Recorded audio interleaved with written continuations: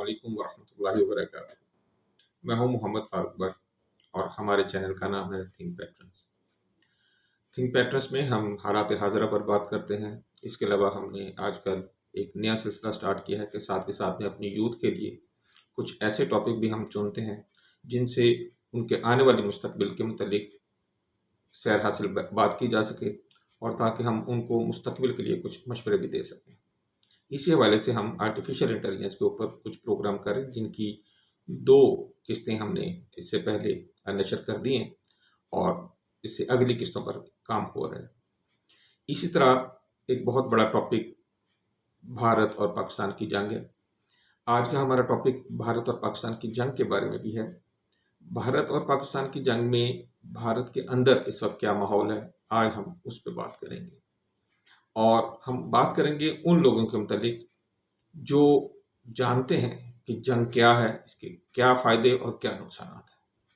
हम उनके मुतालिक ज़्यादा बात नहीं करेंगे जो दिमागी तौर पे, जज्बाती तौर पे और आप समझ लें कि हर हवाले से अपने आप से भी बाहर हुए पड़े हैं और अकल से भी मावरा बातें करते हैं।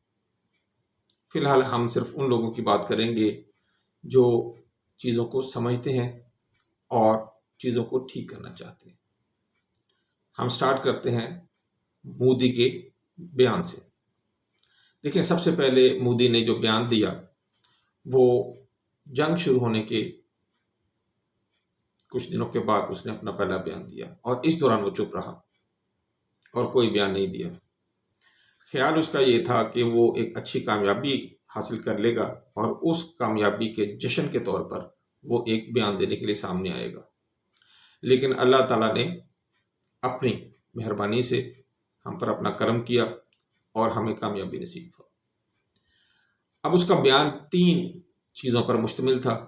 मोदी ने पहली बात तो ये की कि ये हम बदले की जंग कर रहे हैं। ठीक है जनाब, आप बदले की जंग कर रहे हैं। किस चीज़ का बदला? आपने हमारी बहनों को, माँओं को विधवा कर दिया, यानी कि बेवा कर दिया है। उनका सिंदूर जो है वो आपने पोंछ दिया है, ख़त्म कर दिया। तो हमने इस हवाले से ऑपरेशन सिंदूर लॉन्च किया, यानी कि एक जज्बाती स्टेटमेंट, एक सियासी स्टेटमेंट को उन्होंने ऑपरेशन का नाम दे दिया। चलिए हम इससे आगे चलते हैं। दूसरी बात उस जो अपने बयान में उसने की है वो ये है कि हमने 9 जगह पे हमला किया और ये 9 की 9 जगह वो थी जो दहशतगर्दों के मराकज़ थे और ये हमारे लेजिटिमेट टारगेट थे। और पाकिस्तान ने जब इस पे हमें जवाब दिया, यानी कि रिटेलिएट किया, तो ये तो नहीं, हमारा तो ख्याल ये था कि पाकिस्तान हमारा साथ देगा, उसने तो उल्टा हमारे ऊपर ही हमला कर दिया।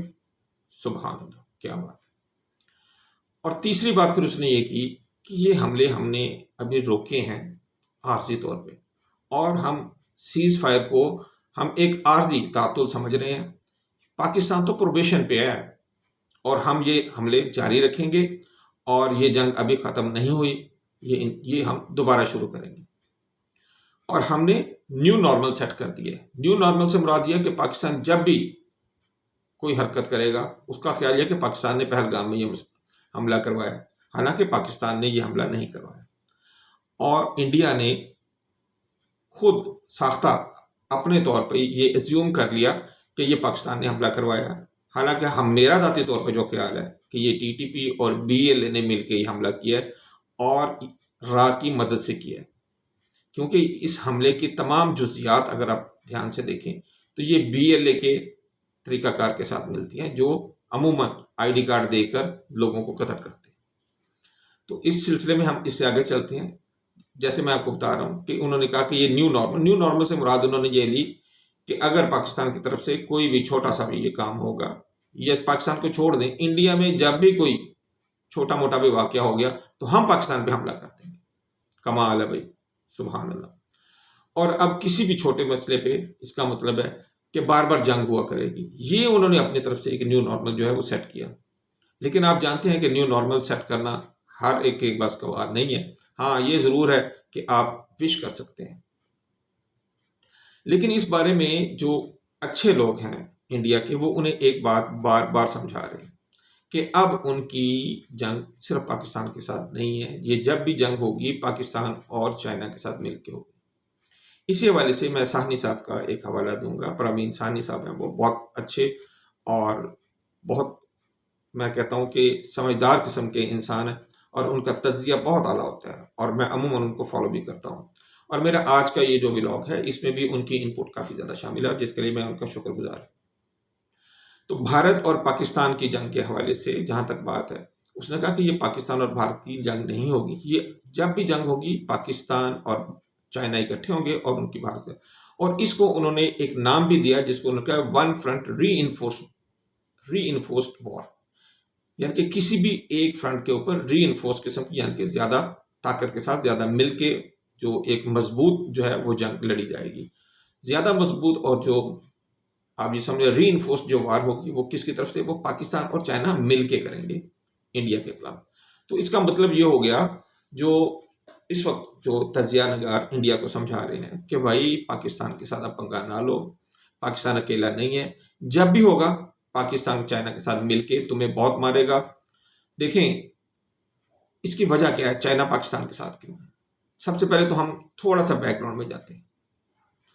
سلسلہ کار یہ ہوا کہ پاکستان 2019 میں جو واقعہ ہوا، اس کے بعد عمران خان اور جنرل باجوہ چائنا گئے، تو وہاں پہ صدر شی جن پنگ نے انہیں ایک بات سمجھائی کہ یار بات یہ ہے کہ آپ پاکستان کی ڈیولپمنٹ پہ کام کرو، اور جہاں تک آپ کے ڈیفنس کی بات ہے وہ ہم سنبھال لیں گے، آپ اس کی ٹینشن نہ لو. یہ بات جنرل باجوہ صاحب نے آ کے یہاں پہ باقی لوگوں سے بھی کی. میرا ذات طور پہ خیال ہے کہ جو ان کے متعلق یہ کہا جاتا ہے کہ انہوں نے کہا جی ہمارے ٹینکوں میں تیل نہیں ہے اور یہ نہیں ہے اور وہ نہیں ہے، میرا ذات طور پہ خیال ہے کہ وہ جو صدر شی جن پنگ نے جو انہیں بات سمجھائی تھی وہ اس کو الیبریٹ کرنا چاہ رہے تھے، لیکن لوگوں نے اس کو ایک اپنی طرف سے کچھ الفاظ پہنا لیے، جبکہ ان کا خیال یہ تھا کہ ہمیں انڈیا کے ساتھ مل کر، انہوں نے پیغام بھی انڈیا کو دیا کہ ہمیں انڈیا کے ساتھ مل کر ڈیولپمنٹ کے اوپر کام کرنا چاہیے. پاکستان، چائنا اور انڈیا اگر مل کے ڈیولپمنٹ پہ کام کریں تو یہاں کی ہم غربت کو بہت جلد ختم کر سکتے ہیں اور ہم امن کے ساتھ اپنے تمام مسائل کا حل نکال سکتے ہیں. لیکن آپ جانتے ہیں جو ہندوتوا کے لوگ ہیں، اسپیشلی بی جے پی ہو گئی، آر ایس ایس ہو گئی، وشو ہندو پریشد ہو گیا، بجرنگ دل ہو گیا، تو یہ سارے لوگ جو ہیں یہ تو اب انسان نہیں رہے، یہ تو اب لڑنے والے، آپ یہ سمجھ لیں کہ لڑنے والے بھوت ہیں، جن کے دماغ میں خناس بھر گیا ہے کہ وہ آسمان سے اتری ہوئی کو مخلوق ہیں، اور وہ ہر بندے کو تہ تہ کر کے اپنے جو ہے وہ مقاصد کا حل نکال لیں گے. بہرحال ہوا کیا کہ جب انہیں یہ بار بار سمجھایا بھی گیا تو ان کے عقل میں نہیں آیا. جنرل باجوہ اور جنرل اور عمران خان جب وہاں سے واپس آئے، انہوں نے یہ بات تھوڑی سی اپنی کمیونٹی میں بھی کی اور یہ باتیں انڈیا تک بھی پہنچی. اس کے بعد 2020 میں شی جن پنگ جو ہیں وہ انڈیا گئے، اور وہاں انہوں نے مودی کے ساتھ، جہاں ٹھیک ہے باقی باتیں ہوئی ہوں گی، لیکن انہوں نے یہ بات ضرور کی جو انہوں نے واپسی پہ باقی لوگوں کے ساتھ، یعنی کہ جو بھی پریس کے لوگ تھے انہیں بھی انہوں نے یہ بات بتائی کہ میں نے مودی کو یہ کہا ہے کہ ہمارا، آپ کا اور پاکستان کا مل کر ترقی کرنے کا ایک سسٹم ڈیولپ کرنا چاہیے، ہم سب تینوں کو مل کے، اور جنگوں میں کچھ نہیں پڑا، اور ہمیں اپنے لوگوں کو بہتر کرنا چاہیے.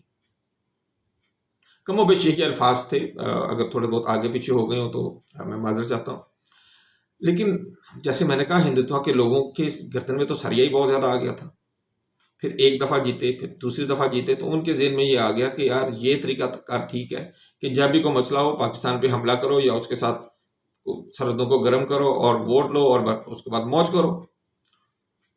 اور یہ چیز ہم تو دیکھ رہے ہیں، لیکن یہ وہاں کے باشعور لوگ بھی دیکھ رہے ہیں، اور اسپیشلی میں دیکھتا ہوں کہ ان کی افواج، اسپیشلی بحری افواج، فضائی افواج اور نیوی، ان کے کرتا دھرتا بھی اس چیز پہ مائل ہو چکے ہیں کہ یہ امن ہی رہنا چاہیے تو یہ بہتر ہے.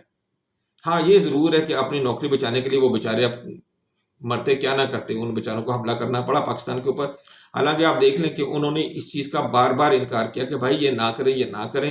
جس نے انکار کیا اسے انہوں نے یا تو کھڈے لائن لگا دیا، یا ریٹائر کر دیا، یا اسے فوج سے فارغ کر دیا. یہ تو آپ کے سامنے ہے یہ سارے واقعات. چلے بہرحال اس سے آگے چلتے ہیں.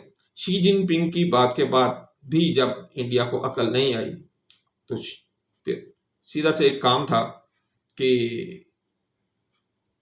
شی جن پنگ جو ہے وہ 2019 میں چائنا انڈیا گئے، جبکہ 2020 میں پھر جب چائنا نے یہ دیکھا کہ بھائی اسے تو عقل نہیں آ رہی ہے، تو انہوں نے پھر گلوان کی جو ویلی ہے وہاں پہ پھر قبضہ کر لیا، اور اب 2025 میں یہ پورا جو لداخ ہے یہ اب اس پہ قبضہ کرنے کا سوچ رہے ہیں۔ تو اس کا نتیجہ کیا نکلا؟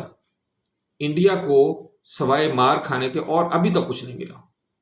کبھی پاکستان سے مار کھاتا ہے، کبھی چائنا سے مار کھاتا ہے، اب پھر پاکستان سے مار کھائی ہے، اور میرا خیال ہے کہ اب چائنا پھر دوبارہ وہ کچھ مہینوں میں وہ اپنا کام کر لے گا۔ جہاں تک بات ہے چائنا کی، تو چائنا نے یہ بات بالکل واضح طور پہ بار بار یہ دہرائی تھی کہ کوئی بھی حالات ہوں گے ہم پاکستان کے ساتھ کھڑے ہیں۔ پرابلم یہ ہوئی کہ اس بات کو جو سیکیورٹی کے ایڈوائزرز ہیں انڈیا کے، وہ نہیں سمجھ سکے، باقی تو سارے سمجھ گئے، اور انہوں نے یہ خیال کیا کہ یہ بس باتیں ہی ہیں، چائنا جو ہے وہ کسی بھی معاملے میں دخل اندازی نہیں کرے گا۔ لیکن آپ جانتے ہیں کہ ایک تو پاکستان اور چائنا کے بہت دیرینہ تعلقات ہیں، اور دوسرا معاشی مفادات بھی چائنا کے پاکستان کے ساتھ بہت زیادہ اب وابستہ ہے، اربوں ڈالر، کچھ لوگ تو کہتے ہیں کہ $60 بلین، یعنی کہ 60 ارب ڈالر سے زیادہ کی انویسٹمنٹ اب تک پاکستان میں چائنا کر چکے ہیں۔ اور چائنا کو جو روٹ گوادر سے آگے ملتا ہے گلف تک جانے کے لیے، اور آگے ادھر سے یورپ کی طرف جانے کے لیے، تو وہ روٹ اتنا اچھا اور اتنا آسان اور کم ٹائم لیتا ہے کہ وہ کبھی بھی اس روٹ کو چھوڑنا نہیں چاہے گا، اور آنے والے دنوں میں وہ اس روٹ کو مکمل طور پہ استعمال کرنا چاہے گا۔ یہی وجہ ہے کہ وہ پاکستان کا ساتھ بالکل بھی نہیں چھوڑے گا۔ اب چائنا کی انڈیا کے مبصرین نے جو دفاعی نقطہ نظر کے حوالے سے علم بھی رکھتے ہیں اور شعور بھی رکھتے ہیں، انہوں نے بار بار انڈیا کو ایک بات سمجھائی کہ آپ خود اندازہ لگائیں کہ 1949 سے لے کے آج 2025 تک کون سی LOC کی ایک بھی چوکی ہے جس پہ آپ نے قبضہ کیا، کوئی لڑکے آپ نے قبضہ کیا ہو۔ 1971 کا بار بار آپ جو راگ الاپتے ہیں، وہ 1000 کلومیٹر کا فاصلہ تھا دونوں پاکستان میں، نمبر 1۔ نمبر 2، پاکستانی فوج کی بہت کم تعداد تھی وہاں پہ۔ نمبر 3، انڈیا نے 6-7 ماہ اپنی مکمل تیاری کر کے، پھر مکتی باہنی کو اپنے ساتھ ملا کے، پھر بنگلہ دیش کے عوام کو پاکستان کے خلاف کر کے ملٹی ڈائمینشنل وار جو ہے وہ پاکستان کے اوپر مسلط کی اور کامیابی حاصل کی۔ جب جنرل مانک شاہ سے یہ سوال کیا گیا کہ پاکستان کی افواج نے آپ کے ساتھ کیسی جنگ کی، تو انہوں نے وہ تاریخی الفاظ کہے، وہ آپ کو پتہ ہونے چاہیے۔ انہوں نے کہا کہ پاکستانی افواج دلیری کے ساتھ اور بڑے ہی بے جگری کے ساتھ لڑی۔ یہ تو اگر ہمیں 1 اور 20 کی ان کے اوپر سبقت نہ ہوتی، کہ ہمیں پتہ تھا ان کا 1 فوجی ہے، ہمارے 20 فوجی ہیں، وہ بیچارے کتنا لڑ سکتے تھے۔ اگر ہمارے پاس اتنی زیادہ عددی برتری ہمیں وہاں نہ ہوتی، اور دوسرا وہ اپنے اصل مین لینڈ سے 1000 کلومیٹر پرے نہ ہوتے، تو یہ ہم کبھی بھی اس طرح انہیں نہیں ہرا سکتے تھے۔ وہ بہت بے جگری سے لڑے اور بڑے پروفیشنل طریقے سے لڑے۔ یہ جنرل مانک شاہ جو فیلڈ مارشل ہیں انڈیا کے، یہ ان کی کہنا۔ تو آپ خود اندازہ لگا لیں، انہوں نے یہ باتیں سمجھائی ہیں اپنی حکومت کو، لیکن ظاہر ہے جب دماغ میں، جیسے میں نے پہلے کہا، خناس بھرا ہو تو پھر تو کچھ بھی نہیں ہو سکتا۔ اصل میں ایک جو ان کے ذہن میں ایک متھ بن گیا ہوا ہے کہ پاکستان کنونشنل وار میں جو ہے وہ مار کھا جائے گا اور ہمارے ساتھ زیادہ نہیں لڑ سکتا۔ اس کی وجہ یہ کہ فائنینشلی یہ بہت کمزور ہے، اکنامکلی یہ 2 دن کے اندر اندر سرنڈر کر جائے گا۔ لیکن وہ اس لائن کو بھول جاتے ہیں جو چائنا بار بار کہتا ہے کہ ہم پاکستان کے دفاع کے لیے کبھی بھی غافل نہیں ہوں گے، اور ہم پاکستان کے دفاع میں ساتھ کھڑے ہوں گے۔ اس کا مطلب، اس کو ڈی کوڈ کرنا، اس کو ڈی سائفر کرنا، انڈین جو ڈیفنس کے لوگ ہیں اور انڈین ڈیفنس کے جو ایڈوائزرز ہیں، وہ شاید بھول گئے، ان سے چوک ہو گئی، اور ان کا خیال یہ تھا کہ پاکستان کے ساتھ ہم یہ ہلکا سا ہاتھ کریں گے اور آگے سے یہ رسپانس نہیں کرے گا۔ لیکن پاکستان نے جو رسپانس کیا ہے وہ سب کو نظر آ گیا ہے۔ وہ کہتے ہیں نا کہ دن میں تارے نظر آ جانے، تو اسے تو دن میں تارے نظر نہیں آئے، دن میں چاند اور تارا دونوں ہی نظر آ گئے، کیونکہ پاکستان کا جھنڈا انہیں اتنی دور سے اب نظر آ رہا ہے اور اتنا اونچا ہو چکا ہے اور اتنا بڑا ہو چکا ہے کہ اب انہیں اپنے دلی سے بھی پاکستان کا چاند اور تارا دن کے وقت بھی نظر آتا ہے۔ نیکسٹ ایپیسوڈ میں انشاءاللہ ہم کل انشاءاللہ دوبارہ حاضر ہوں گے، اسی ٹاپک کو ہم آگے لے کے چلیں گے۔ اللہ تعالیٰ آپ کا، میرا اور ہم سب کا حامی ناصر ہو، اور اللہ تعالیٰ مجھے، آپ کو اور ہم سب کو دین اور دنیا دونوں کی کامیابی نصیب فرمائے۔ السلام علیکم ورحمۃ اللہ وبرکاتہ۔